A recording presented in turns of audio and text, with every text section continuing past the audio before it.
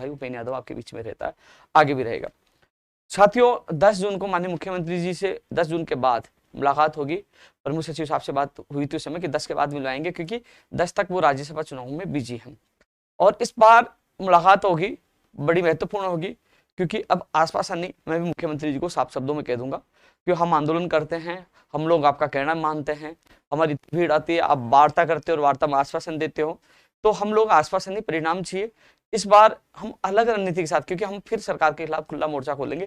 क्योंकि जब हम लखनऊ गए तो मुख्यमंत्री जी ने कहा था कि आपने मेरे से मुलाकात क्यों नहीं की, आप लखनऊ कैसे चले गए, आप मुझसे मिलना चाहिए था, मंत्रियों से मिलना चाहिए था, मेरे अधिकारियों से मिलना चाहिए था। मैंने कहा मंत्रियों से अधिकारियों से मिल चुके थे, आपसे मुलाकात नहीं हो पाई। बोले मुझसे कोशिश करते, मुलाकात करती थी, इतनी नौबत नहीं आती। तो एक बार फिर कोई बड़ा कदम उठाने से पहले, क्योंकि अब धीरे धीरे देखो, आपने देखा होगा कि आंदोलन 23 तारीख को था, भीड़ भी थी, बहुत अच्छी भीड़ थी, लेकिन दो चीजें हमारे सामने थी साथियों। पहली चीज है कि हम महापड़ाव डाल दे। तो जैसे सीएचए का आंदोलन 60 दिन से ज्यादा दिन हो गए, उनका आर्थिक हालात क्या है, क्या इस गर्मी में क्या हालात है, क्योंकि आपको पता है कि अब जून से जो एग्जाम शुरू होगी, कंप्यूटर, रीट, पात्रता, शिक्षक भर्ती, फर्स्ट ग्रेड, सेकंड ग्रेड, तमाम भर्तियों की तारीख भी आ चुकी है। तो कोई भी बेरोजगार महापड़ाव पे नहीं बैठ सकता, इतने दिन बैठ नहीं, क्योंकि सरकार परीक्षा लेती है, 60 दिन तक हम बैठ नहीं सकते। पहला रास्ता हमने ये नहीं चुना।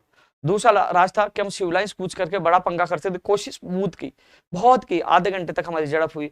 शायद वहां युवा साथी थे, उनको पता है कि पुलिस ने जब धक्का मुक्की, मैं नीचे गिरा था सड़क पे, मैं वहां बैठा, उस धूप में वहां बैठा रहा, लगातार आप लोगों के लिए पसीना बहाया, लेकिन और भी हम पंगा करके हम लोग कूद के भाग सकते थे। लेकिन मेरे सामने दो चीजें थी कि कंप्यूटर, अनुदेशक, शिक्षक भर्ती, कई भर्ती परीक्षाओं की तारीख आ चुकी है, कि हम पंगा करेंगे, किसी का मुकदमा दर्ज हो गया तो वो परीक्षा कैसे दे पाएगा, क्योंकि वो चिंता रहता है। हालांकि मुकदमों से कुछ नहीं होता, लेकिन फिर भी मैं आप जब धरना प्रदर्शन होता है तो आपका अभिभावक मैं होता हूँ और आप मेरे परिवार के सदस्य होते हो, तो पूरे परिवार का ख्याल रखना मेरी जिम्मेदारी होती है।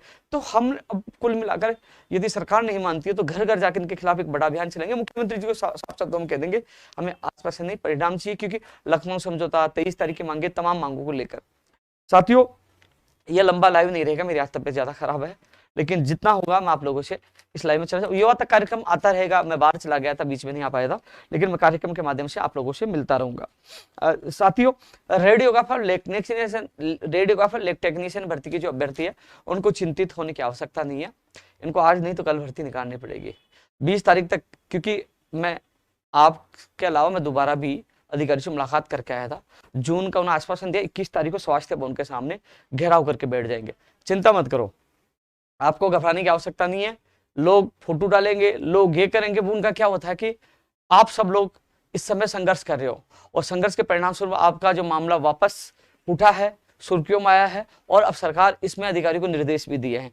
तो इसलिए ये आपका संघर्ष है। 23 तारीख को आप बड़ी संख्या में रेडियोग्राफर, लैब टेक्नीशियन, ईसीजी के अभ्यर्थी आए, कुछ और भी पैरामेडिकल के अभ्यर्थी, जहां ऑटो टेक्नीशियन भी वाले थे, कई और भी ले थे, दंत चिकित्सक वाले भी थे, लेकिन जो 3 भर्तियों की बड़ी संख्या में लोग आए थे।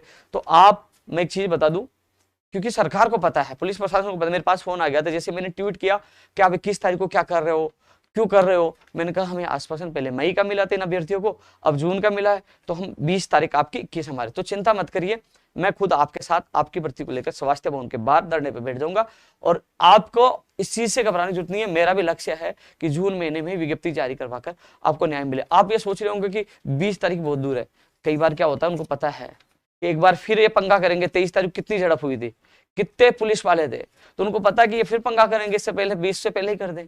इसलिए घबराइए मत, 20 तारीख सोच समझ इनको दी है, 20 तारीख से पहले इनको करना होगा, किसी भी हालत में इनको एक्शन लेना होगा और विज्ञप्ति जारी करनी होगी। और नहीं करते तो 21 तारीख को अपने एक्शन ले लेंगे। यार क्यों घबराते हो, जवान हो तुम लोग, तुम्हें पूरी ताकत के साथ, तुमने अभी तक देखा है नहीं यार, और तो ट्रेलर था, पिक्चर सब बनाएंगे, चिंता करने की आवश्यकता नहीं है, लड़ेंगे और जीतेंगे। इसलिए आप लोगों को कई बार सोचते हैं कि हम लोग 23 को आए थे, क्या हुआ, हम हताश होने की आवश्यकता नहीं है। भर्ती की विज्ञप्ति जारी होगी और संघर्ष के बदौलत जारी करवाएंगे, इसलिए घबराने की आवश्यकता नहीं है। कल कई लोग मुझसे वापस मिलेंगे, तो आप चिंता मत करिए।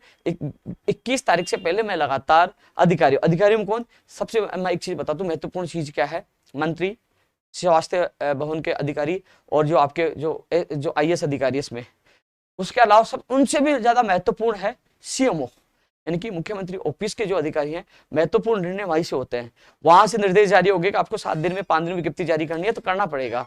हम क्या है कि मंत्री जी भी चाहें या अधिकारी भी चाहे तो नहीं हो सकता, क्योंकि उनको सीएमओ से निर्देश लेने पड़ते। सीएमओ फुल ताकत है। इसलिए आपने देखा होगा कि मैंने मुख्यमंत्री जी प्रमुख सचिव साहब से मिलने के लिए क्यों जिद की थी, 4 बार वार्ता का न्योता ठुकराए, कई आईएएस अधिकारी से मिलने का न्योता ठुकराए, क्योंकि नहीं हमें मिलना है मुख्यमंत्री प्रमुख सचिव साहब से।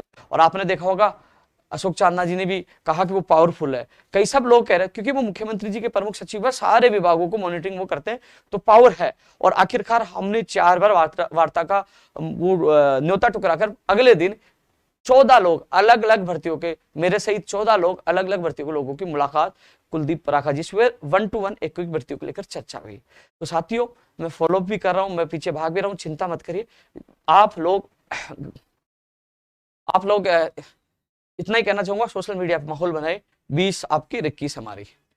देखिए माहौल का नजारा भी अलग होगा, चिंता न करिए, आपके साथ हूं। क्योंकि ये नहीं कहूंगा कल आ जाएगी परसों आ जाएगी, मुझे आश्वासन नहीं, हमें विज्ञप्ति चाहिए, तो हम सब मिलकर